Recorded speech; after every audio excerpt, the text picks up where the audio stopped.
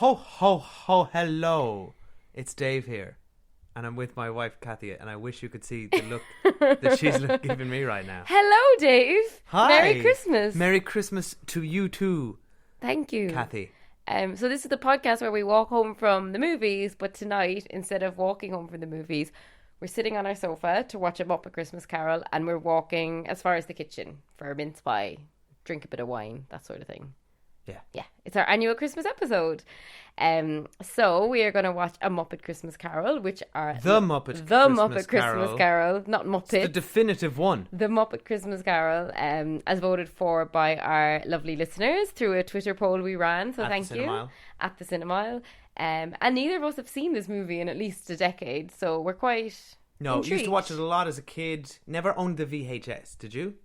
No, this wasn't in my repertoire as a kid at all. The VHS is what gets on Rota a lot usually as a kid. Yeah. We didn't even have a taped off the telly version of this. Yeah, I didn't have it at all. It was on.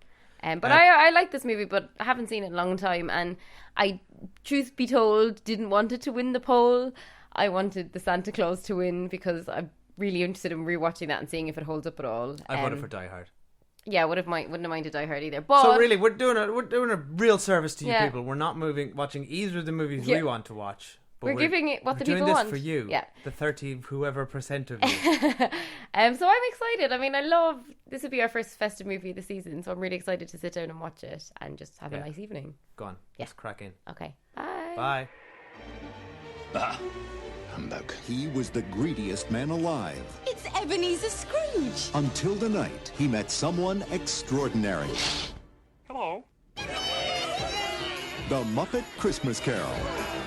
I'll drink to Mr. Scrooge, even though he is odious, stingy, and badly dressed. Humbug. Oh, there goes Mr. Humbug. There goes Mr. Grin. Do you think it's safe for us to be up here?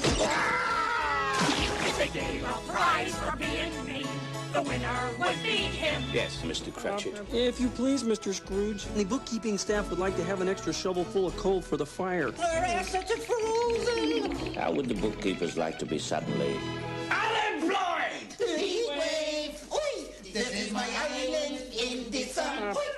It's Charles Dickens' classic tale. As only the Muppets can tell it. It's good to be heckling again. It's good to be doing anything again. Filled with holiday warmth. Hey, like the lamp, not the rat, like the lamp, not the rat. And Christmas spirit. Jacob Marley?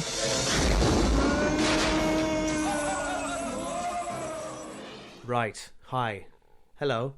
We're back. We're back. And it feels like Christmas. So yeah, that was fun. That was fun. Mince pies were eaten. It turns out I don't really remember that. Or it turns out, I hadn't seen it in so long that it was only sort of all coming back to me as I was watching it. Yes, exact same. Yeah. Like you remember, I remember key bits of it, but I didn't really remember it. And at the start I was a bit like, oh yeah, this is fine. But then by the end it got me, and it's good. It's really good. It's really good. Off, yeah. It's a really faithful adaptation, isn't it, of A Christmas Carol? To be fair, I haven't read the book. I was just going to say, I don't know, I haven't read the book. No, but as in, you can just tell it's alright, so it's not really played for laughs. That's what really kind of surprised me, is that it's very straight and down the line. Like, Michael Caine is basically performing it as a serious piece of work. Yeah, Michael Caine isn't playing it for laugh, but the Muppets are playing. Yeah, but that actually was a really good Muppets. Decision, actually, because it's they're telling this story, and it feels relatively faithful. The fact that they included Charles Dickens as a character who's telling the story, and certainly a lot of the dialogue has got to be straight out of the books. Oh yeah, and I think I was watching it thinking I would love to have seen the original pitch for this. Right, we're going to do the Christmas Carol, but with Muppets and with Michael Caine, and it's just. That shouldn't work for me, really, when I think about it. And then I watch a movie like this and it completely works. And I think it's just a real fine balance. And what I love about this is it's just so sweet and earnest. And it is funny because it's quite meta. They're referencing the fact that the narrator is Charles Dickens, but that he's being played by one of the Muppets. And while we're seeing this whole And as we were watching it, we were saying, you know, it's just such a good story, Christmas Carol. You know, the past, present, and future. And while we were watching all that, and we're really riveted by it, and we're like crying, we were both crying at one point. Still at that, you're laughing because the Muppets are doing silly stuff in the background, and that's a really difficult thing to pull off. It is a perfect blend because they tell the story very faithfully. Yeah. And then you kind of really, the comedy comes from, well, largely from Rizzo the Rat, as part of the sort of meta narration duo of him and Gonzo. Mm-hmm. And then you get occasional glimpses, like Miss Piggy is obviously hilarious. I mean, Miss Piggy always is the best. She's hilarious. But like even at the start when the credits roll up and it's like Bob Cratchit is played by Kermit the Frog, as if Kermit the Frog's a real person. Like, that's so clever. Like just those little touches. But it's funny, but it's also clever. I mean, Gonzo says the word omniscient, like he's an omniscient narrator, which like I never understood as a child, but like looking back, like that's quite a very interesting and relevant word to use. It is, and it's such a lovely movie to show a kid because, you know, it's funny and silly and there's a lovely message to it, and there are, like, you know, greater literary themes going on, and it's like one of the most famous books of all time, so it's an incredible movie. Great story. And at the end they say go and read the book if you like the movie, which is so nice. It's just a lovely message. But yeah, into specifics, alright, so full spoilers here for A Muppet Christmas Carol. Full spoilers. If you don't know the story of A Muppet Christmas Carol, you may know the story of Christmas Carol. Yeah, I'm sure you've heard this one. But you know, spoilers. So I love the whole setup from the start, and I always remember the Marley and Marley song. That's the only one I could recall off the top of my head until they but then as soon as they come on, all the songs, I was like, oh, I do know Christmas. This. But I would not have been able to tell it from the off. But then the second the Marley Brothers shut up, you and me just both turned to it and went, Marley, Marley. Ooh. Yeah, it's really good. I enjoyed all that. But in stuff. Retrospect, it's one of the weakest songs. It's really weak.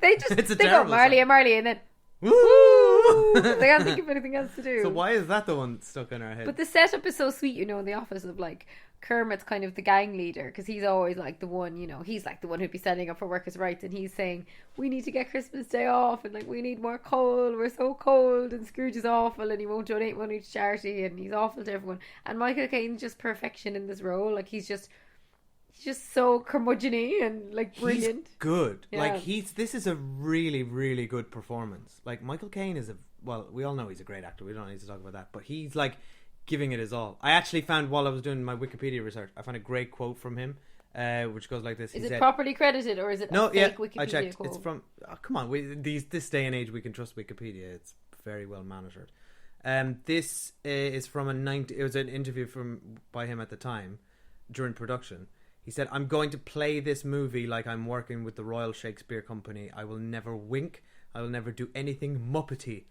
I am going to play Scrooge as if it is an utterly dramatic role and there are no puppets around me." Well, that's why it works. Because if he was winking in Muppety, it wouldn't work.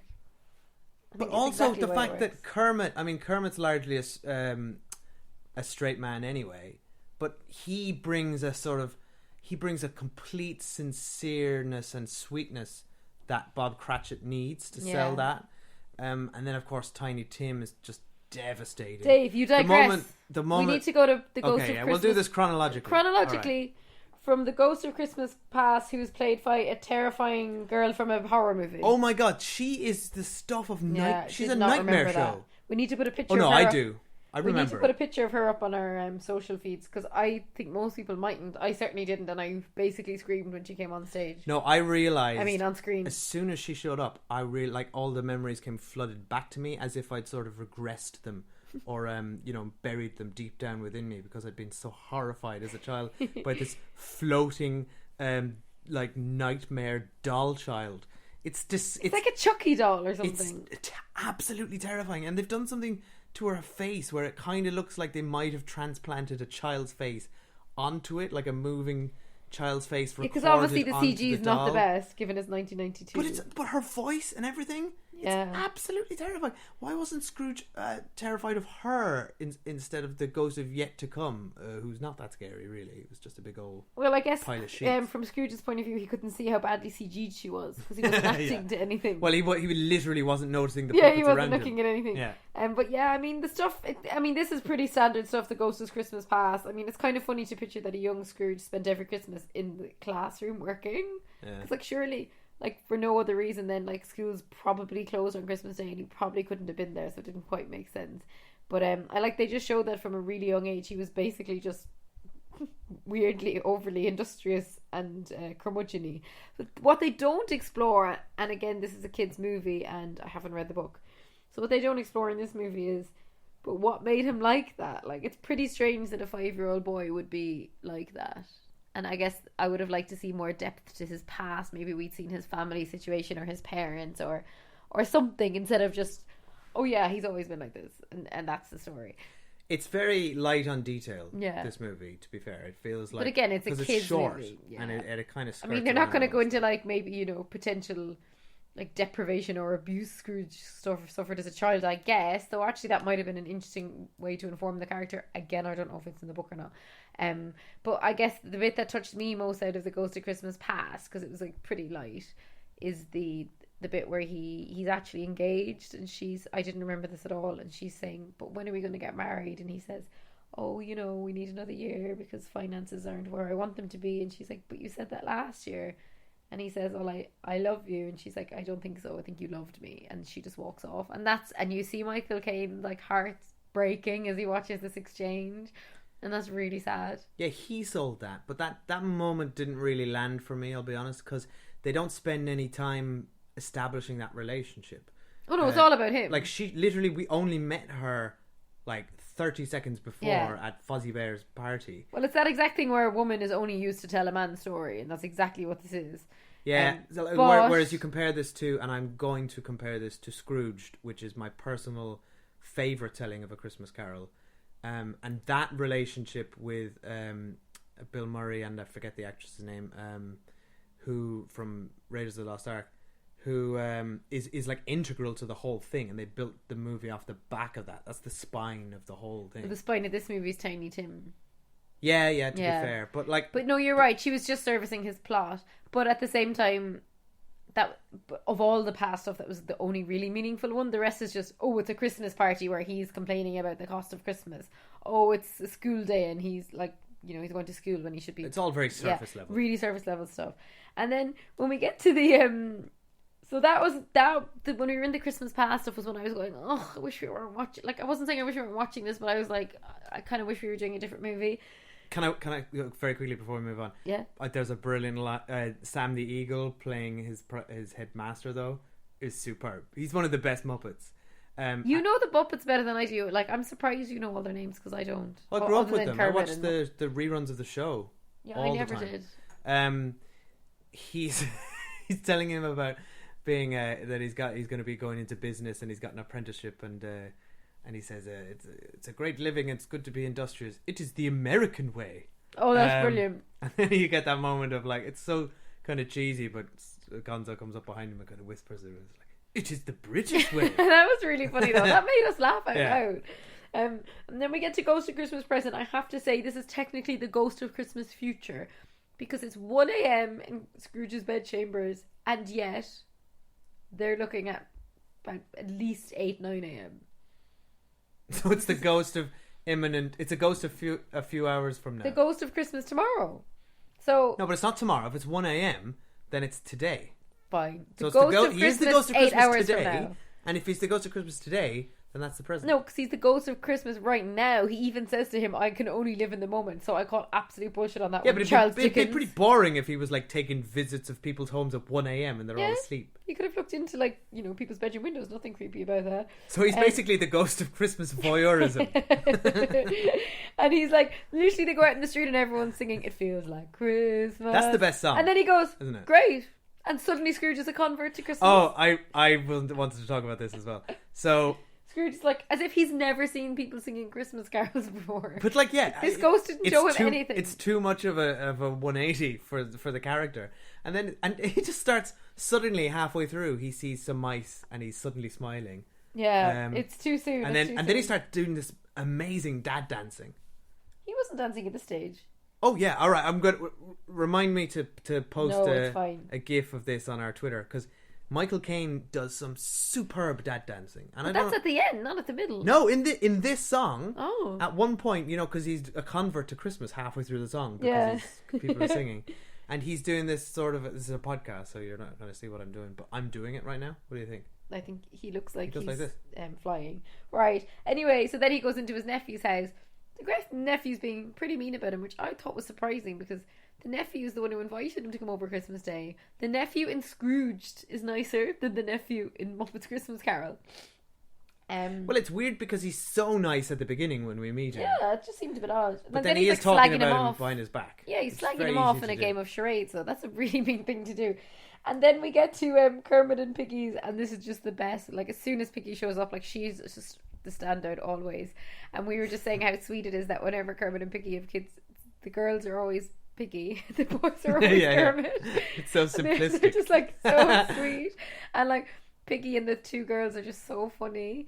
And even Piggy, like, I just love that. Like, if she was an actress, Miss Piggy, I love that she has refused to actually look poor for this scene. Like, she's like full makeup, hair done, which is exactly Miss Piggy would never go for that. There are some moments in this that, like, one we laughed out loud at. There's some, like, this is quite a funny movie. Yeah, really good. I think. And then Tiny Tim, as soon as you see him, and then you even think, oh, Tiny Tim's become like Tiny Tim has become a bit of a, oh yeah, Tiny Tim is a bit of a cliche. And then the scene when it's total saccharine, it's emotionally so manipulative, but it's so just manipulative. Works. Like the bit where Scrooge is watching them, and they all start singing "Bless Us All." So I've got a sore throat, but they all start singing "Bless Us All."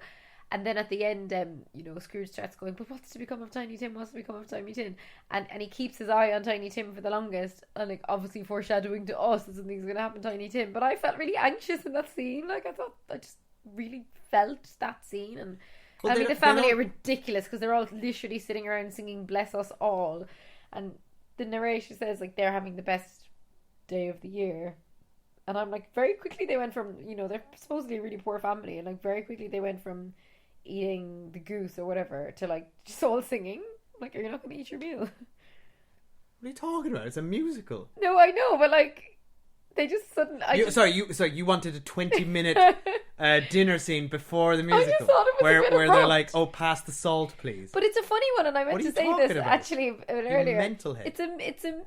It's a musical, but it's not an outright musical because there's not a lot of music in it. What is there, like 3 numbers? 4? When you compare it to, look just off the top of my head, like what a movie I saw this year, like Mamma Mia, where there's just consistent songs. This has like quite long periods without music for a 90-minute musical. Yeah.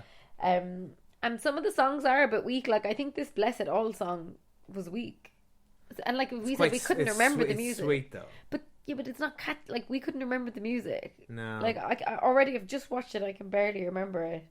And the music I looked up was the songs were written by Paul Williams, is the guy name, who did a lot of the Muppet songs, and he's done a lot of work with pop artists. But he wrote "Rainbow Connection" from the Muppet movie, which is the best Muppet song of all time. Rainbow Connection is lovely, and it's just a lovely song. I love that song. But anyway, on to the Ghost of Christmas Yet to Come. Did not know that was the ghost's name. Thought it was Ghost of Christmas Future. Yeah, I think we all did. Yeah. And it's not really the Ghost of Christmas Yet to Come. It's a Dementor from Harry Potter. Yeah. This is literally what it is. And it's really funny because at that Harry point... Potter, though, so are you calling out Rowling for some old-fashioned plagiarism? No, because it's a pretty like generic image of like death or foreboding. Cut to J.K. Rowling, 1992. Front row, Muppets Christmas Carol premiere. Yeah. With a notepad. Why is she at the premiere? She's just written down. She's just underlined Ghost of Christmas yet to come. But I love the way Gonzo and Rizzo, our narrators, go, "Oh, we're leaving. We don't want to sit through this," which I thought was like quite good because like it's going to be really sad. And Plus, then, I love the running gag of them by looking in at windows, and then somebody opens the window and they get flung away. And then they like go through like what could only be described as some sort of vortex or portal, much darker than the other ones. You gotta have a vortex. Yeah, and then straight into it, Scrooge hears, you know, all the villagers, I guess, rejoicing in his death, and then he overhears the dark side of it when people have like taken the bedsheets off his bed to sell and they're still warm. And he says, "I'm going to be haunted by that terrible conversation forever," which actually I thought you would be. People are rejoicing in your death. And he's very clueless, Scrooge, because he's like, "Who's that poor misfortunate they're talking about?" It's like, you? Who else do you possibly think they're talking about? And then, I think he's in denial. I think you shouldn't eat while we're podcasting. No, sorry. Well, you were talking for so long, I thought I could get away with it. But then he goes, "Take me to Bob Cratchit's house so I can see something." And this is like, I mean, honestly, talk about... This is when I realised I was just bawling, crying, and I looked over and Dave's bawling, crying too. And we're both like, "But we know Tiny Tim lives. Why are we crying so much?"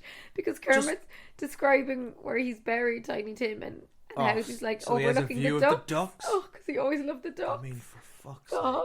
sake. But you know what, as well, it's very cleverly done because it perfectly mirrors what we saw of in the Ghost of Christmas Present and their Christmas Day, in that the same events happen just through a darker lens. Yeah. So it's Bob Cratchit coming home from work, and they say he's been walking a little slower. Oh the God, past few yeah, days. that got me. There's so many great lines in Yeah. it. And the girls still go yell "Daddy" and run over to him, but that's a bit more muted. Like it's really beautifully done. And then that final shot on the hat and the crutches. Oh, why would they keep the hat and the crutches? Well, I guess for fuck's sake. Yeah, but Dave, it's implied that Tiny Tim died a few days ago. They're not going to throw all his stuff away. Yes, but like, what do you think they do? Just start a bonfire with his things? I mean, come on. Yeah, but come on. He hasn't even been buried yet. Yeah, but like he's picking out the tombstone as we speak. But they've got it front and center by the fire. You would. That's a completely normal thing that they would have done. All right. I mean, obviously, also the filmmaker wanted to manipulate us, but I didn't cry at that. But I was just crying at the ducks bit. And then, like, obviously, like, Scrooge is in complete distress. But again, I don't quite know why he's in so much distress, because at the start of the movie, he's so horrible. And again, has he never seen an ill child before? Like, what about this child? All right, I will. In one scene has made Scrooge's entire personality All right, change. I will. I completely agree with you. I mean, the movie doesn't have a lot of time to establish this complete turnaround for this character. So you do just kind of have to take a leap of faith on it. But to be fair, looking at your own past in the flesh would butter basically melt you, like, and it would make you very regretful and nostalgic. So already, I would say he as a character is primed. He's vulnerable to be and vulnerable to be. He's also tired. It's 1 a.m. He's knackered. So I think when he sees the heartwarming scene, it makes him realize what he's missing and what he doesn't have. And then that endears him to Tiny Tim, and then seeing Tiny Tim, and it's great because the Ghost of Christmas Present echoes his own words back to him from the beginning, which is just one less mouth to feed or something like that. It's like, it's just great. I mean, he's confronted with how horrible he is. Yeah, so I kind of believe it. It's a little bit quick, but you know what? Michael Caine sells it. Anytime he's outside, like, all Michael Caine is doing is he's outside a window, or he's standing in their living room and they can't see him, and he's looking at Tiny Tim, and they're not even in the same shot, but we're just getting Michael Caine's face, and there's almost always like a tear on the corner of his eye. Yeah. And it's just beautifully done. I don't think enough people credit Michael Caine's performance in this movie. It's certainly not the kind of... It's not what you call to mind when people talk about great Michael Caine performances, is it? Well, honestly, as an actor, Michael Caine, this is one of the movies I would very firstly think of him in. That's a great way to put it. Yeah, I don't know. Firstly think of him. That doesn't make any sense. This would spring to mind, actually, for me as a Michael Caine movie, probably before anything else. Really? Yeah. this. Yeah, I don't think it's Not an the actor. Italian Job or Get Carter. Or... His movies, I haven't really seen very many of them. I really haven't. I'd say there's a whole audience who know him from this movie, who don't know him from anything else, and I include myself in that. But you don't know him from anything else. I mean, I know who Michael Caine is, obviously, aside from these movies, but nothing really springs to mind, really. I'm struggling to think of any movies, and I know he's in like Alfie and stuff, but I haven't. Alfie and Alfie and Alfred. But I can't think of those movies. Whereas this movie, it's just like a very synonymous performance with him. Dirty Rotten Scoundrels? Come on, there's so many you'd pick before Muppets Christmas Carol. No, you can't tell me what I would pick. I've just told you I would pick. You told me what you would very firstly. I told you what I would pick. Go off and you tell me what you can pick. All right, I'll go off then and do it's that. hilarious because then we get to the Ghost of Christmas. No, we get back to Christmas Day, aka the Ghost of Tomorrow, and he wakes up and immediately there's joyous music, right? So he's happy to be alive, and then every shop is open. Well, maybe things were a bit... Oh yeah, every shop is open and brimming with food. Even though even he's closed. Yeah, and he's the Scrooge. At the start of the episode, at the start of the movie, Kermit says, "There's no point in you being open tomorrow because no other businesses are open." Even though every business is open. They're selling coal. They're selling geese. And I mean, it's sweet. Like, he buys coal for the bookkeepers. You know, he buys food for everyone. He buys even cheese for the mice. But like, suddenly, like we said, why does he have an entourage? Why is the entire village following him and singing and holding his gifts for him? He's not holding anything.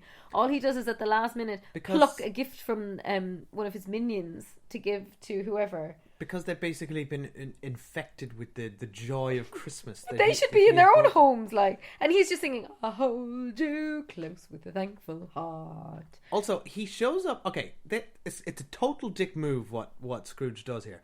He shows up to Bob Cratchit's house with a great intention. He bought the biggest turkey in the village or whatever, and he's going to bring it to surprise him and make a big Christmas dinner for everyone. But then he gets to the door and he's like, "Okay, everybody, you all hide. I'm going to do this brilliant thing on him." And he just basically punks him. He pretends to be his old horrible self. And he's like, "Bob Cratchit, where were you? You're supposed to be working today." And he instills complete fear in the guy. And then, just kidding.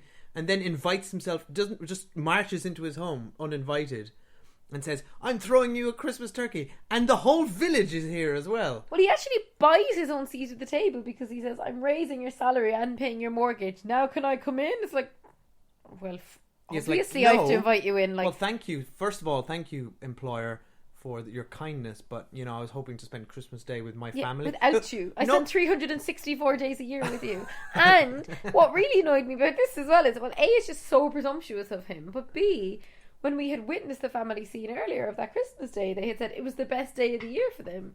They actually, in that moment, did not need Scrooge to come in with all that food because they had a really nice Christmas in the earlier scene we'd watched. It's so presumptuous, and it's just him swinging his wealth around. And a lot of this, as I was watching the end, it's funny because, like, look, don't get me wrong, 95% of me was singing along and loving it. But 5% of me was thinking, what is the message of this? And I know when it was written, was a very different time, but... So the message of this movie is that an old rich white man, for some reason the universe decides to help him this year and make him a better person, and how he decides to make himself feel better about all his shortcomings is to force his wealth and presents on people who aren't necessarily looking for them, and in the meantime gather a crowd of minions to walk around holding his things for him. Like, when you actually look at it, like, it's kind of weird. I don't agree like with this you. whole last scene, I was like, why is he in their house? He gives a huge donation to charity. Yeah, but it's all to make himself feel better.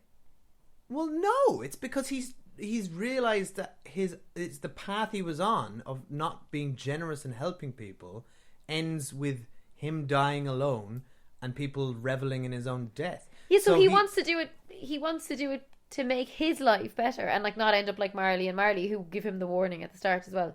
He's not doing it to help the others. Okay, but and hang this on. is where you say like there's this never is any utilitarianism, isn't it? No. Or what's the word for Are it? you thinking of altruism? Altruism. Yeah, sorry. You did the philosophy degree, not me. I mean, there's an argument that you can say nothing anyone ever does is truly altruistic because there's always a benefit to you. But he's still doing good things. I'm not diminishing. Well, I don't think showing up uninvited at someone's house and punking them and making them terrified. No, and yeah, then just, I know, but like I was forcing joking. yourself on their Christmas I was meal. joking. Like I mean, that's the situation that is presented to us for whatever reason, but just for neatness, dramatic. And then suddenly the nephew's in there as well. It's like, fuck off! I don't want all of you people in my house. I know, but we're being facetious here. Oh like, yeah, I'm joking.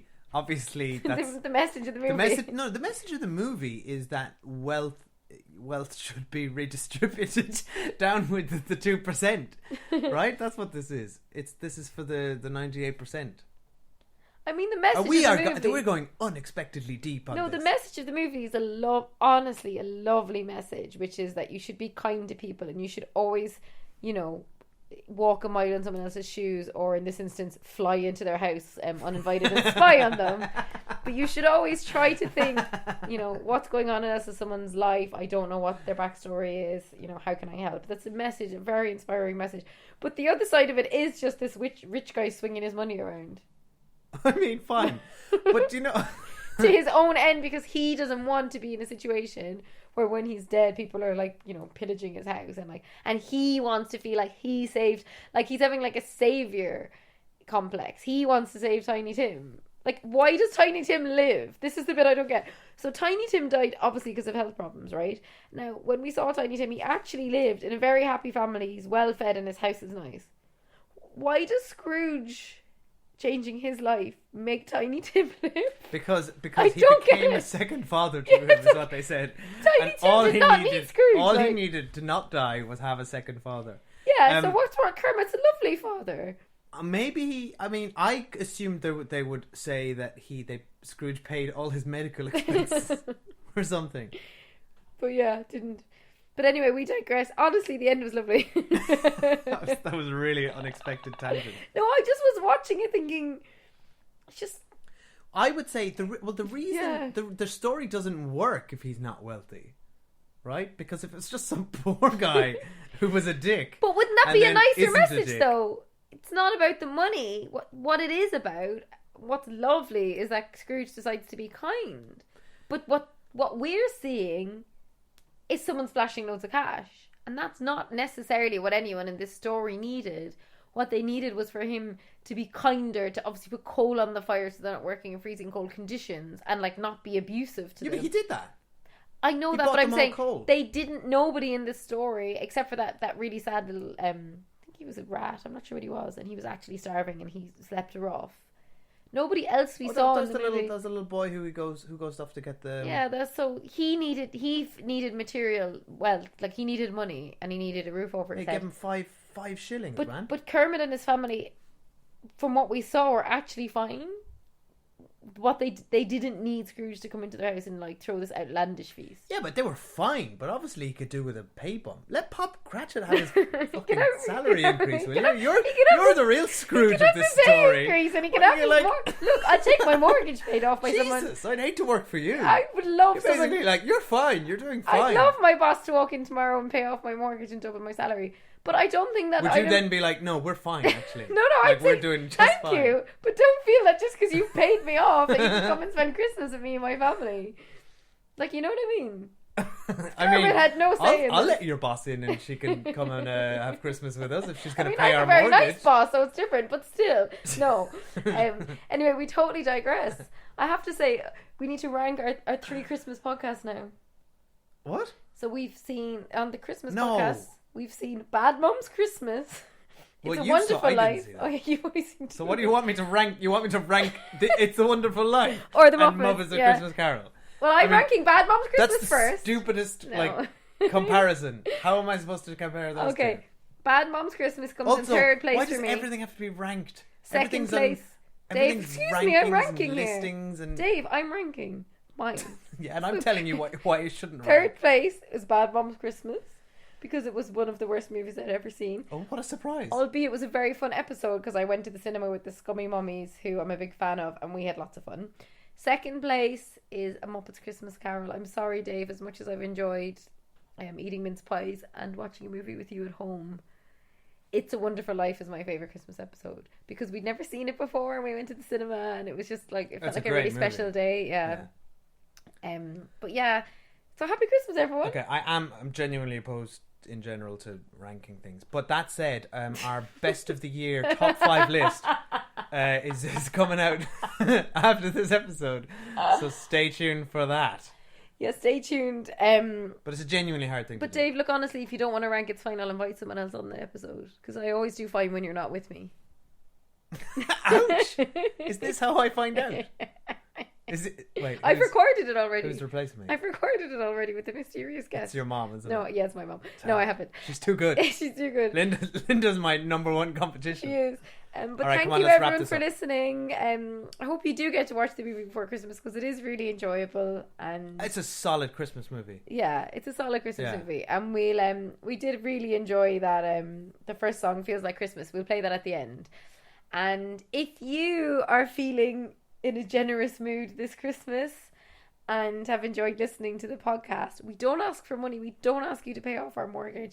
All we ask for is that you Wait, slow down. please go on iTunes. If somebody wants to pay our mortgage Look, off, you're more than welcome to. email us thecinemaile@gmail.com. Write in the subject, Ari, your mortgage. And then just, We'll take it from there. whatever you can contribute. Yeah. How do we say that? We say you don't have to pay off our whole mortgage. What But I'm if you saying is you don't have to pay off our whole mortgage. But All if you you have to could do is maybe- go on Apple Podcasts and leave us a review. I'm not asking for money.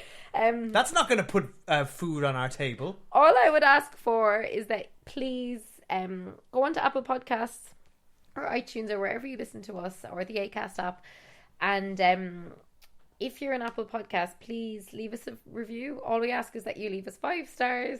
All I want for Christmas, and leave us a note if you can.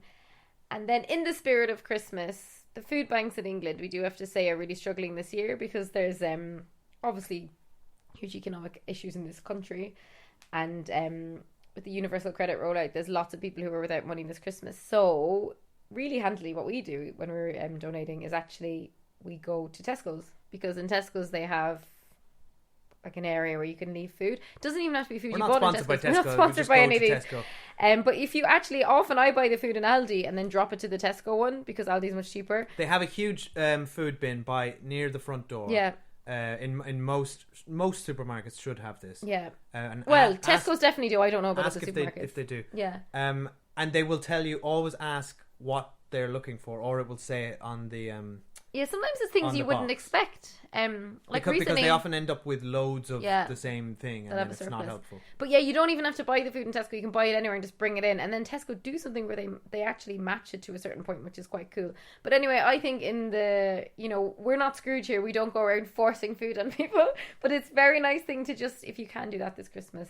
Okay, firstly, go to the food bank. Secondly, leave us a review on iTunes. And lastly, your last option, if you don't want to pay off our mortgage or do any of those things, simply open your window, ask a stranger what day it is, and give them what's the equivalent of 5 shillings? Give them £5. Give them £5 and say, go out and buy the biggest turkey you can find and go to Dave and Cathy's house and let's all have Christmas dinner together. Except we're vegetarian. How does that sound? We don't eat we are turkey. vegetarian. Damn it. All right. Get us the biggest nut roast you can find. All right, come on. This is getting silly. Okay, Merry All right. Christmas. Thanks for listening. Merry Christmas, everyone. Bye. And to you, a happy new year. I was talking to you, Cathy, not the people. Oh, thanks, Dave. It's mid-December. God bless us. Everyone. It's in the singing of a street corner choir. It's going home and getting warm by the fire. It's true wherever you find love. It feels like Christmas. A cup of kindness that we share with another. A sweet reunion with a friend or a brother. In all the places you find love, it feels like Christmas. It is the season of the heart. A special time of caring. The ways of love.